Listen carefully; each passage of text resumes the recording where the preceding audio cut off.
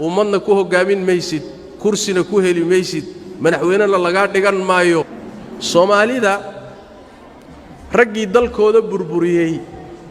oo dhiigooda daadiyay oo karaamadooda ku ciyaaray oo sharafkooda ku ciyaaray oo qixiyay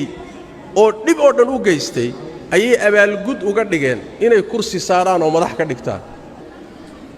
oo ummadda Soomaaliyeed ay ku baraarugto kaasoo kale wax loo dhiibtana ma aha wax kursi la siiyana ma aha wax ummad muslima hogaamin karana ma aha wax mas'uulana ma aha sidaas daraadeed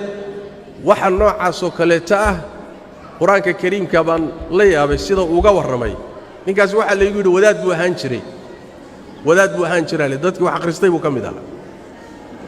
waxaan la yaabay quraanka kariimka markuu ka warramayo ruuxa diinta wax ka fahmay ee haddana insilaakhay isagoo diinta garanaya ka dhaxbaxay wuu ka daran yahay ruuxa jaahilkeen diinta garanaya Allah wuxuu ku tilmaamay famathaluhu kamathali alkalb ya watlu alayhim naba alladhi ataynahu ayatina fansalakha minha فأتبعه الشيطان فكان من الغاوين ولو شئنا لرفعناه بها ولكنه أخلد إلى الأرض واتبع هواه فمثله كمثل الكلب أي أوكلوا إلهي تصالة وقدقي روح انتو الدين تبري أو قرانيا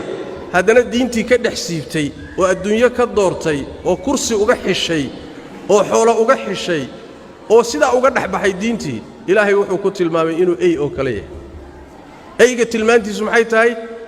حداد إيريدانا وهيران هيرا عرب كل الله دينيا حداد إسكد يسوء النسية هينا عرب كل الله دينيا وهيرا هيرا لبا قرب وهيرا هيرا عرب على يدو دادينيا